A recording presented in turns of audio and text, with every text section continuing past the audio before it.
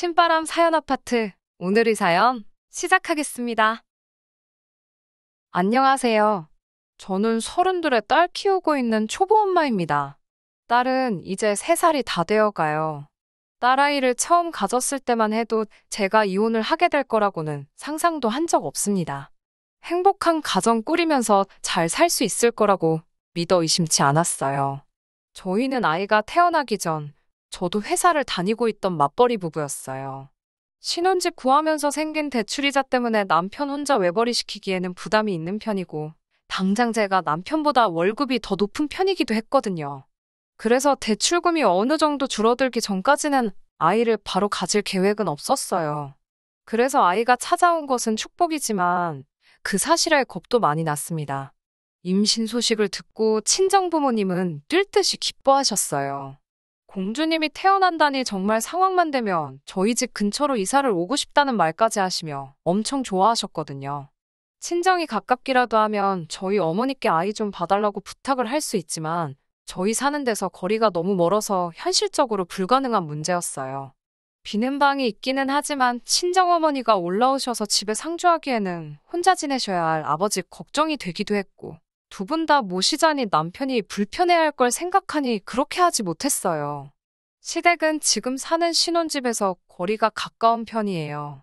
시어머니께 아이 좀 봐주실 수 있느냐 남편 통해서 물어본 적이 있습니다. 보기 좋게 거절당했지만요. 제 아이가 아들이면 두 발 뻗고 나서서 키워주겠지만 딸이라서 싫다고 하셨어요. 너무 서운했던 기억이라 다시 떠올리고 싶지 않지만 뱃속의 아이가 여자아이인 걸 말씀드렸을 때 시어머니 표정이 아직도 눈에 선하네요. 제 임신 소식 들었을 때부터 집안에 기둥이 될 사내아이가 나오게 해달라고 그렇게 기도를 다녔는데 신도 참 무심하시다고 절망스럽다는 표현을 하셨어요. 요즘 누가 아들, 딸 가리나요?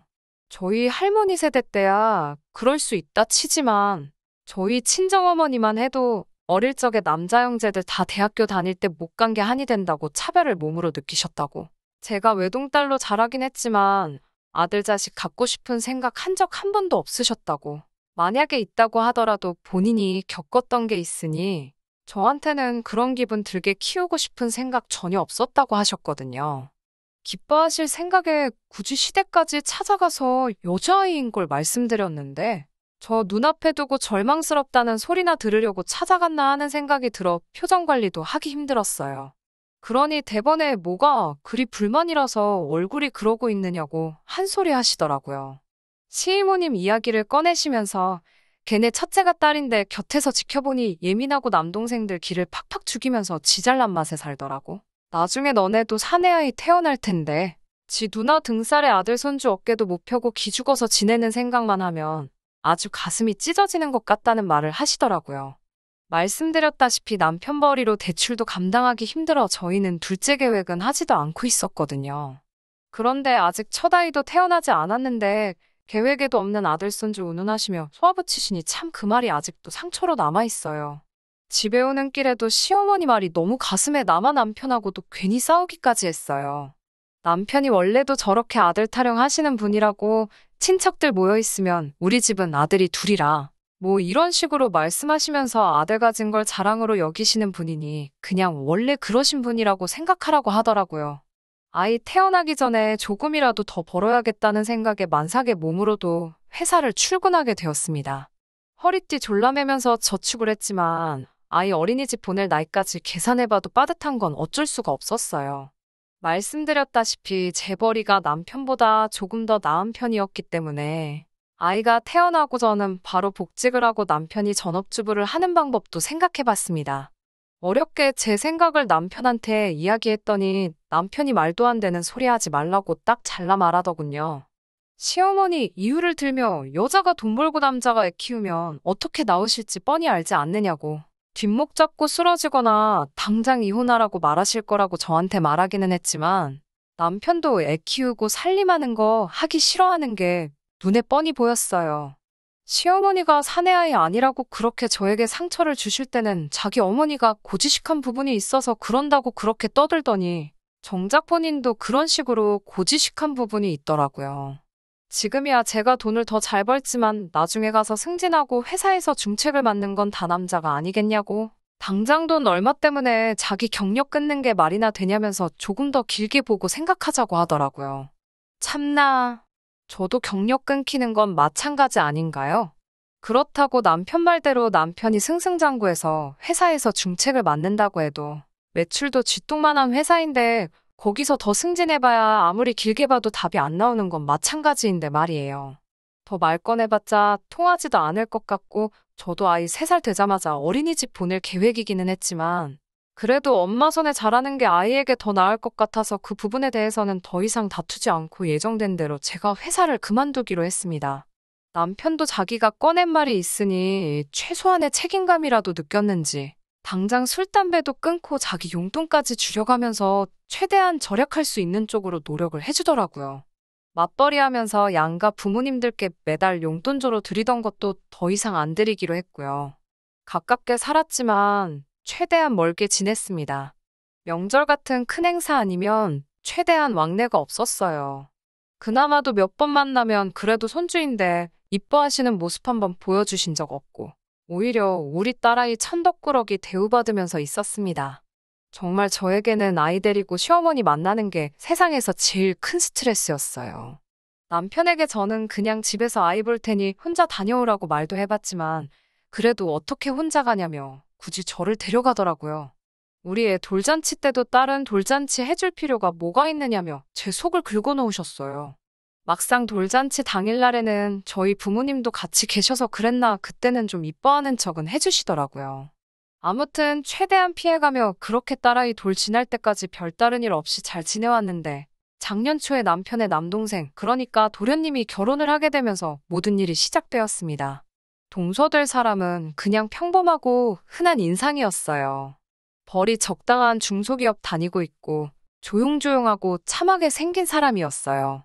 신혼집도 마침 저희 집 근처에 있는 빌라로 구해서 자주는 아니지만 근근히 만나면서 지냈습니다. 저를 형님 하면서 잘 따르고 나이는 저보다 어렸지만 그래도 또래이다 보니 저도 불편하게 하지 않고 언니 동생 같은 사이로 지내보고 싶었어요. 그런데 겉보기와는 다르게 은근 사람 속을 뒤집어 놓는 여우 같은 사람이더라고요. 동서네가 결혼하고 나서 첫 명절이 돼서 시댁에서 다 같이 만나게 되었습니다. 그렇게 온 식구들끼리 만나는 건 처음인 자리였어요.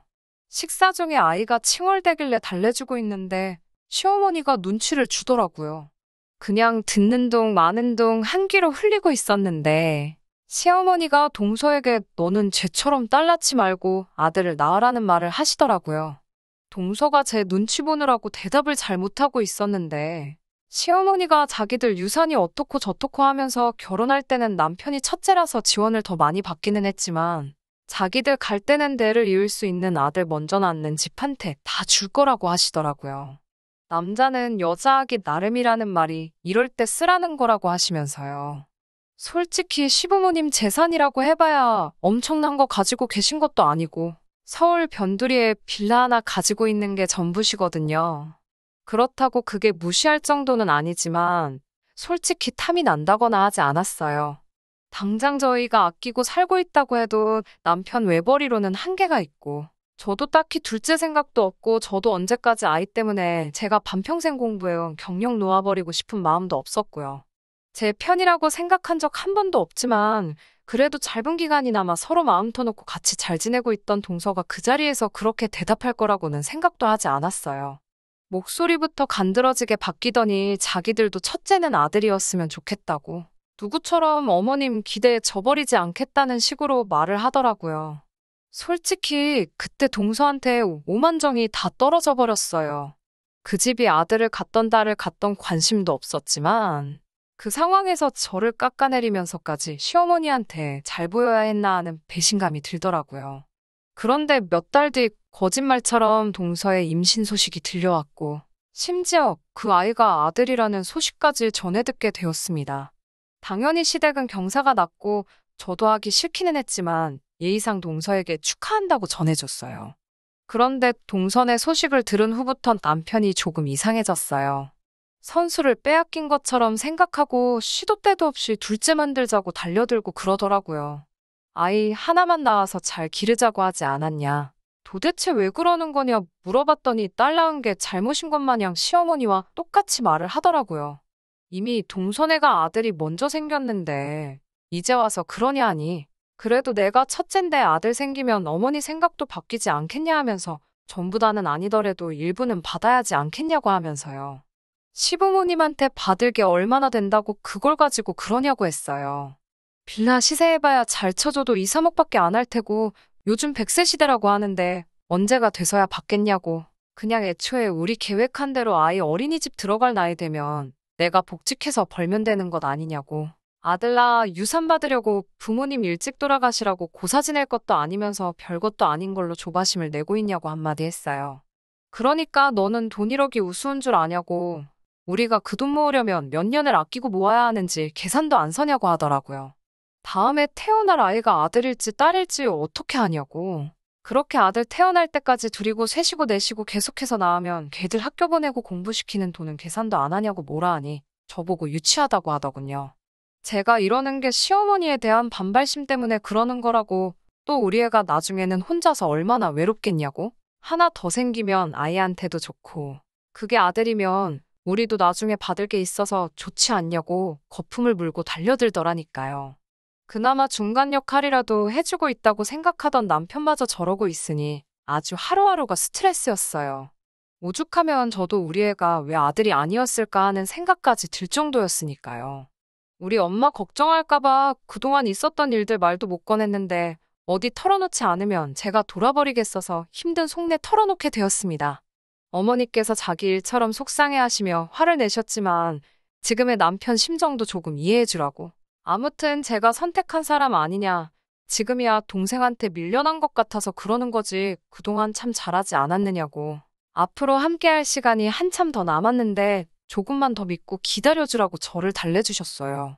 그 말에 정말 마음속으로 참을 인자 새기면서 최대한 참아보려고 노력했습니다. 그런데 얼마 전 정말 참을 수 없는 일이 일어나고야 말았어요. 얼마 전 동선에 아이가 태어났거든요.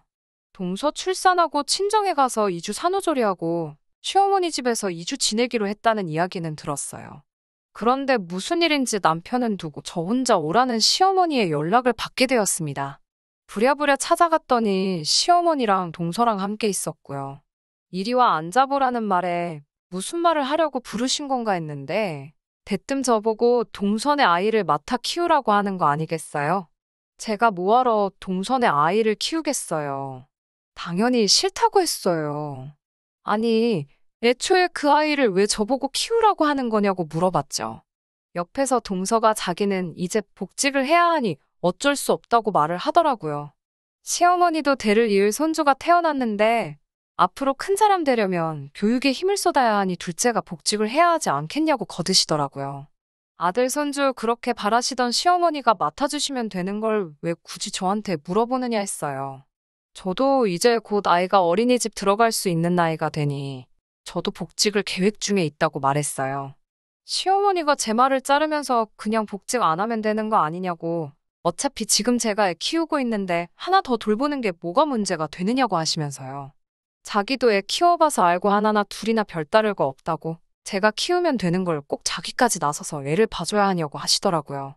그리고 제가 앞으로 아들 가질 계획이 있다고 남편한테 들었다며 아들 키우는 법 연습하는 셈 치고 동선의 아이를 제가 키워보면 딱 좋지 않겠냐고 하시더라고요. 그건 남편이 지어낸 말이라고. 저는 아직도 둘째 계획 없고 말한 대로 저는 아이 어린이집 보낼 나이 되면 바로 복직할 생각밖에 없다고 말했습니다.